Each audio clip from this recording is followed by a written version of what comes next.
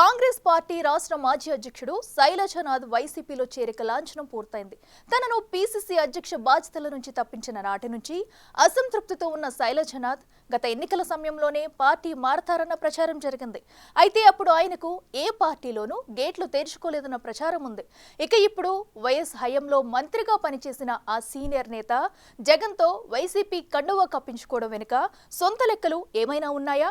ఒకప్పుడు తనను విపరీతంగా టార్గెట్ చేసిన శైలజనాథ్ను జగన్ ఎందుకు పార్టీలో చేర్చుకోవాల్సి వచ్చింది?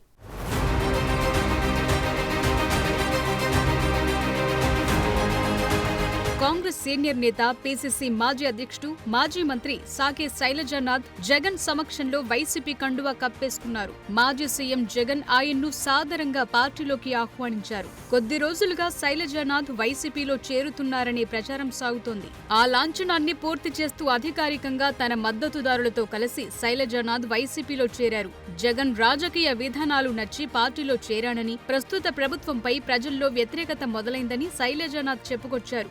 అధికారం కోసమో బిజినెస్ ల కోసమో రాజకీయాలు కాదంటున్న శైలజనాథ్ ఎన్డీఏ కూటమిపై వైసీపీ నాయకుడి తరహాలో ధ్వజమెత్తారు.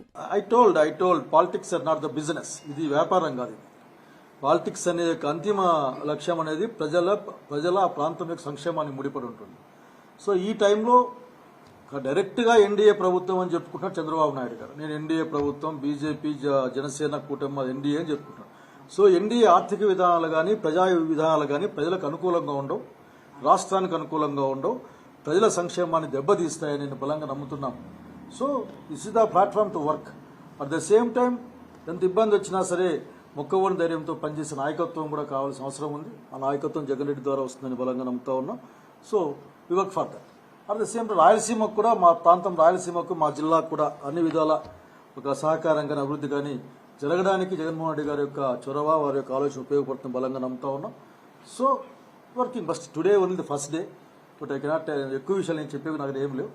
So this only one thing I tell, politics అనేది అధికారం కోసం, బిజినెస్ కోసమో కాదు. మరికొందరు కాంగ్రెస్ ముఖ్యులు వైసీపీలో చేరుతారని కూడా శైలజనాథ్ ప్రకటించారు. ఎస్సీ రిజర్వ్డ్ నియోజకవర్గమైన సింగనమల నుంచి శైలజనాథ్ 2 సార్లు ఎమ్మెల్యేగా గెలిచారు. వైఎస్ఆర్, రోసయ్య, కిరణ్ కుమార్ రెడ్డి హయాంలో మంత్రిగా పనిచేశారు. కాంగ్రెస్ పీసీసీ చీఫ్ గాను వ్యవహరించారు.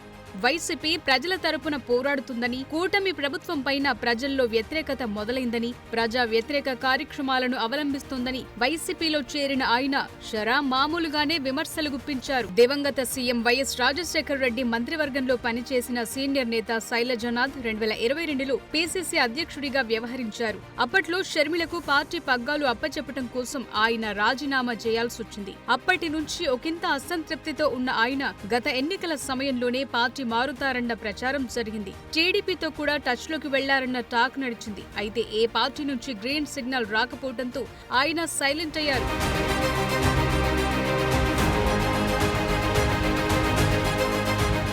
ఇక తాజాగా వైసీపీలో చేరిక సందర్భంగా శైలజనాథ్ కు జగన్ స్పష్టమైన హామీలిచ్చారంటున్నారు. గత ఎన్నికల్లోనే ఆయన తన కుమారుడు రిత్విక్ ని పొలిటికల్ అరంగేట్రం చేయించాలని భావించారట. అది సాధ్యపడలేదు. ఇప్పుడు వచ్చే ఎన్నికల్లో తండ్రి కొడుకులిద్దరికీ టికెట్లు ఇస్తానని జగన్ ప్రామిస్ చేశారట. 2029 ఎన్నికల నాటికి నియోజకవర్గాల పునర్విభజన జరిగి అసెంబ్లీ స్థానాలు పెరగనున్న నేపథ్యంలో ఎస్సీ నేతలైన శైలజనాథ్, రిత్విక్ లు ఇద్దరు బరిలో నిలిచే అవకాశం ఉందంటున్నారు. ఈలోగా జగన్ ఆయనకు పార్టీలో కీలక బాధ్యతలు అప్పచెప్పుతారన్న ప్రచారం జరుగుతోంది.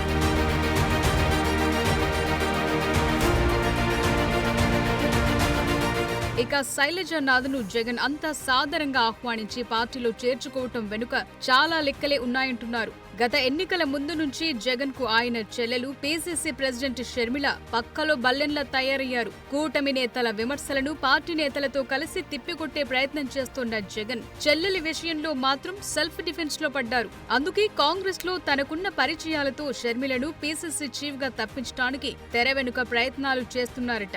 అది కుదరకపోవడంతో ఇప్పుడు కొత్త స్కెచ్ గీశారట.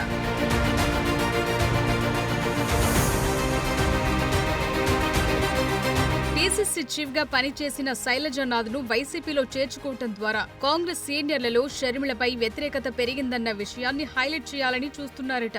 అందులో భాగంగానే కాంగ్రెస్ నుంచి మరింత మంది సీనియర్లు వైసీపీలోకి వస్తున్నారని చెప్పించారట. ఇక సింగనమలలో సరైన నాయకుడు లేక వైసీపీ పరిస్థితి అధ్వానంగా మారింది. 2019లో వైసీపీ నుంచి జొన్నలగడ్డ పద్మావతి ఎమ్మెల్యేగా గెలిచి 2024 ఎన్నికల్లో పార్టీలో వ్యతిరేకత కారణంగా టికెట్ కూడా దక్కించుకోలేకపోయారు.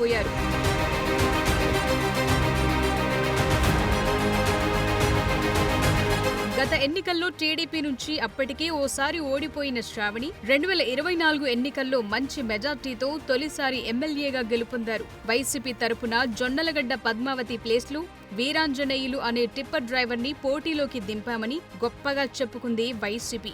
అసెంబ్లీ సమన్వయకర్తగా వీరాంజనేయులను నియమించింది వైసీపీ అధిష్టానం. కానీ పైకి మాత్రమే వీరాంజనేయులను పెట్టి పెత్తనమంతా మాజీ మంత్రి జొన్నలగడ్డ పద్మావతి భర్త ఆలూరు సాంబశివరెడ్డిది కొనసాగేదని వైసీపీ నేతలే బహిరంగంగా వ్యాఖ్యలు చేస్తున్నారు.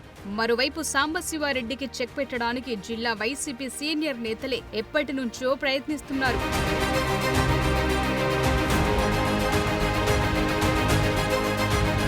ఆ క్రమంలో తాడిపత్రి మాజీ ఎమ్మెల్యే కేతిరెడ్డి పెద్దారెడ్డి శైలజానాథ్ ను వైసీపీలోకి తీసుకురావటంలో మెయిన్ రోల్ పోషించారట. కేతిరెడ్డి పెద్దారెడ్డి అంత పట్టుదలకు పోవటానికి మరో కారణం కూడా ఉంది.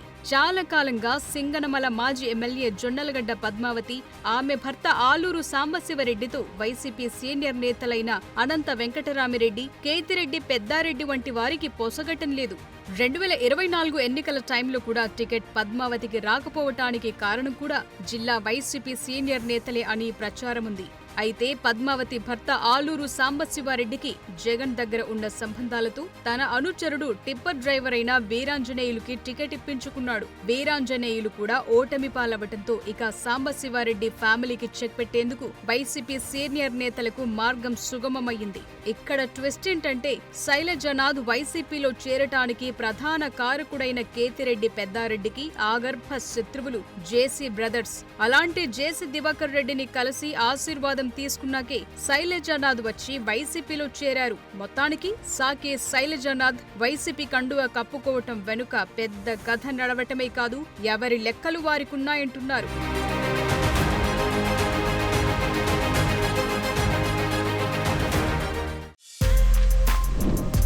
For more videos like this, subscribe Big TV channel.